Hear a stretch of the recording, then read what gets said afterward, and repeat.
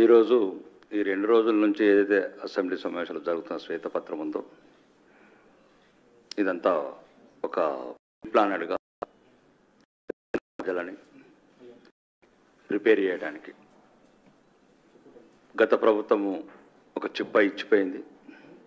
ఆ చిప్పని ఎలా చూపించాలి, సినిమా స్కోప్లో చూపించాలా అంటే ప్రజల్ని ఒక మానసికంగా ప్రిపేర్ చేస్తున్నారు.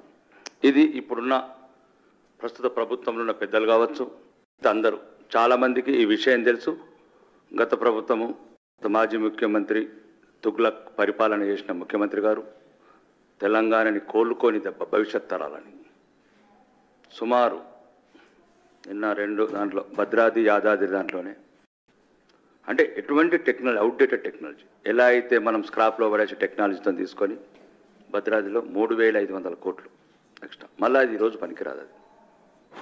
అది రెండోది యాదాద్రిలో సుమారు 10,000 కోట్లు, మళ్ళీ 30 సంవత్సరాల వరకు every year 800 crores for coal, 24,000 కోట్లు. అంటే మొత్తం అందరికి అన్నీ తెలుసు. ఈరోజు దగాపడ్డదంతా తెలంగాణ ప్రజలు, తెలంగాణ యువత. దయచేసి ఈ ఆటలన్నీ కట్టిపెట్టండి. ఇంకా జరిగిన ధ్వంసాన్ని విధ్వంసాన్ని పూర్తి చేయాలంటే అందరూ అన్ని పార్టీల వారు ఐకమత్యంగా ఉండి ఏదైతే 1,400 మంది బిడ్డలు ఆత్మార్పణ చేసుకున్నారో ఈ 6Gలు ఏమంటారు, 6 గ్యారెంటా, 8 గ్యారెంటా, 18 గ్యారెంటా, ముఖ్యంగా ప్రధానంగా తెలంగాణ కోరుకున్నది యువత, ఉద్యోగాలు. దయచేసి ప్రాధాన్యత క్రమంలో ముందు యువతకు ఉద్యోగాలు ఇవ్వండి. ఒక స్పెషల్ వెహికల్స్ టాస్క్ ఫోర్స్ ఏదైతే February 1 నాడు మెగా డిఎస్ చేస్తామన్నారో అది వేయండి. మిగతా 2 లక్షల ఉద్యోగాలు ఇమ్మీడియట్లీ విత్ ఇన్ 3 monthsలో కంప్లీట్ ఆల్ పార్టీస్తో ఒక కమిటీ క్రియేట్ చేసి ఒక డైనామిక్ ఆనెస్ట్ ఆఫీసర్స్ ఒక కమిటీకి ఏర్పడి ఈ 3 నెలల మాత్రం ఫస్ట్ మీరు 2,50,000 మంది బిడ్డలకు ఉద్యోగాలు ఇవ్వండి, తెలంగాణ బిడ్డలకు.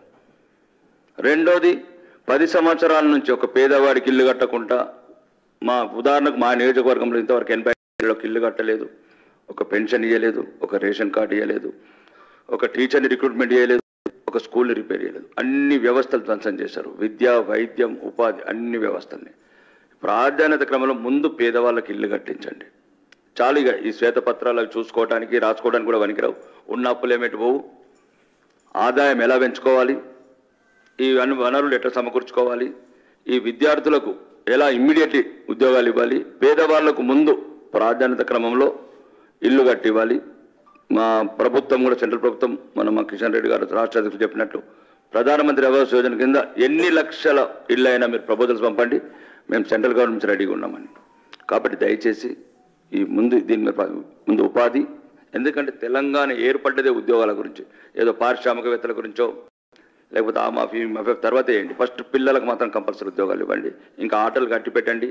ఇంకా అన్నగారు అన్నీ చెప్పారు కాబట్టి దయచేసి రాష్ట్ర ప్రభుత్వానికి నా యొక్క ప్రత్యేక రిక్వెస్ట్ ఏంటంటే ఈ పిల్లలు రోజు రోజుకు నిరాశ చెందుతున్నారు. యువతనే దేశ భవిష్యత్తు. ప్రవళిక లాంటి సంఘటనలు, ప్రవీణ్ నాయక్ సంఘటనలు ఇంకా పునరావృతం కాకూడదు. రాష్ట్రంలో ప్రతి మేధావి వర్గం, ప్రతి రాజకీయ పార్టీలు అందరూ కూడా ముందుగా ఆలోచించాల్సింది ఈ రోజున్న నిరుద్యోగ యువత గురించే. ముందు ఉద్యోగాలు ఇవ్వండి, తర్వాత ఇల్లు ఇవ్వండి, తర్వాత మీ ప్రాధాన్యత కార్యక్రమంలో ఏమేమి ఉన్నాయో మేనిఫెస్టోలో అవి అమలు చేసుకుంటామండి.